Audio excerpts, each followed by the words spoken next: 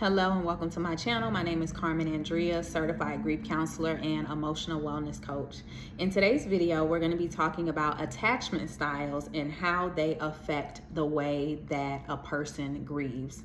So attachment styles significantly influence how individuals experience and cope with grief, affecting the way that they respond emotionally, affecting how they seek support or don't seek support, and affecting their overall healing. So let's get into the understanding of the attachment styles.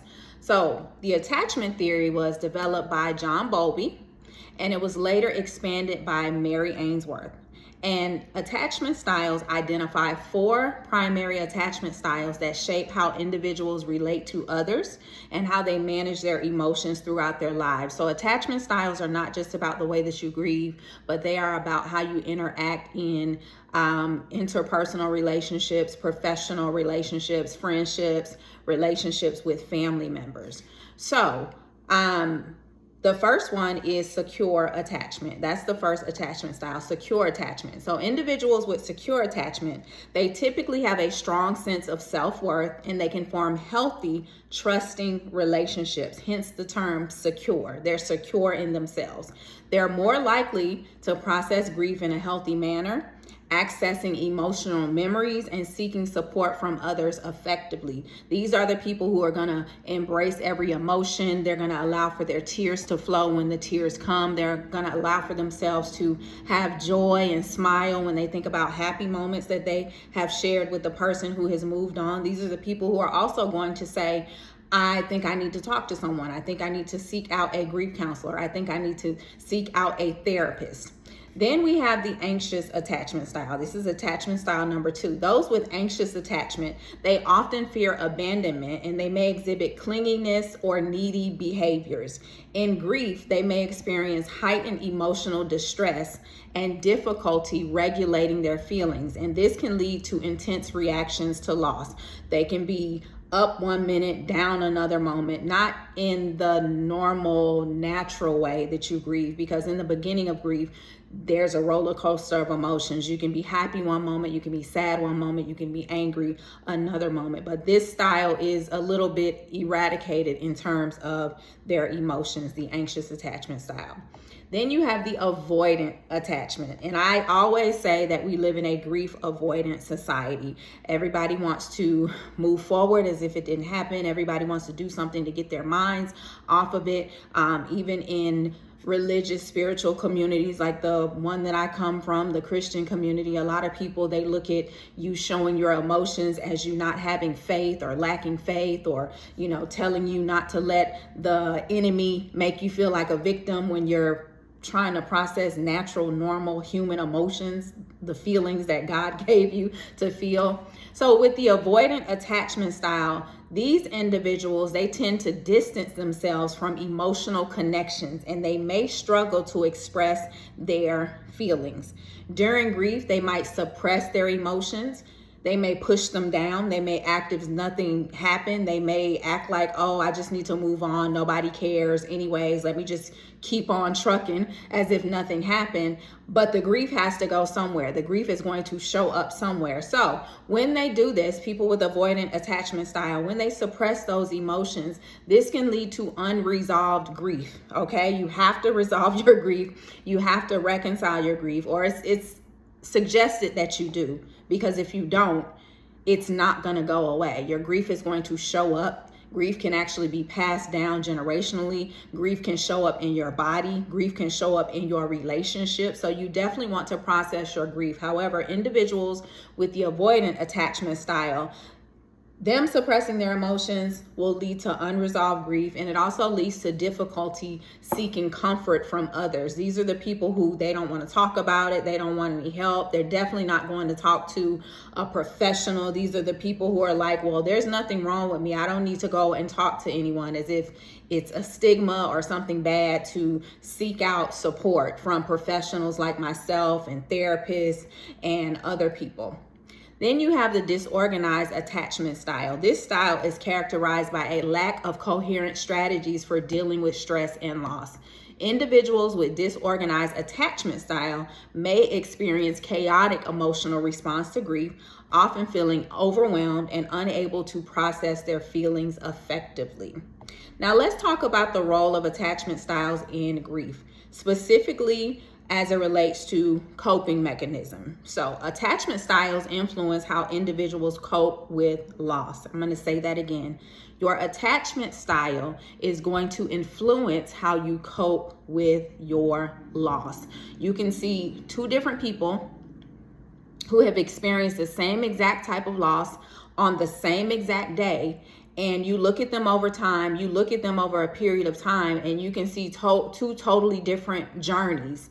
Now, although every relationship was different, so nobody's grief is going to look the same, but when you look at these two individuals, you can see two polar opposite results or reactions to their grief. So your attachment styles influence how you cope with loss. Securely attached individuals, these are the people who are secure in themselves and their feelings and their emotions. These people are typically more resilient and they can navigate the grieving process with a balanced approach, while those with insecure attachments may struggle with emotional regulation and support seeking. So that's the big difference between how different styles incorporate coping mechanisms. Now let's talk about emotional responses among the different attachment styles.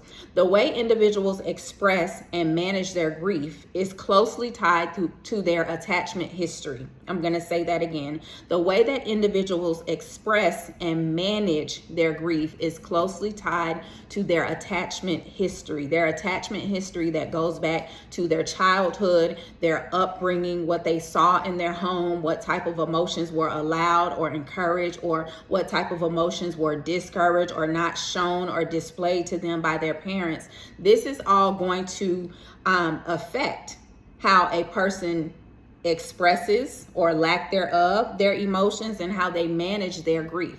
For example, anxious individuals may experience panic and impulsivity, while avoidant individuals may withdraw and avoid confronting their feelings altogether.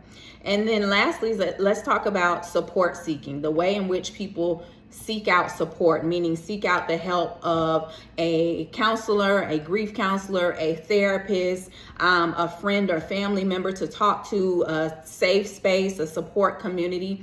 So let's talk about how the attachment styles are influencing the way that one seeks out support when they are grieving. So securely attached individuals are more likely to reach out for support during times of grief. They are the ones who are going to say, okay, I know how to feel my feelings. I know how to embrace my sadness. I know how to smile and have joy when I have those emotions, but I know I need to talk to somebody so that I can reconcile these feelings, so that I can get them out of my head and my heart space, and so that I can make sense of it, so I can make, meaning making. We use that term in grief counseling, the grief community, meaning making. So I can make meaning out of this. Not saying that, your person died so that you could make a meaning out of it, or so you could turn your pain into purpose, because that's not everybody's lot or everybody's journey or pathway. However, someone with a secure attachment style, they're more likely to seek out support,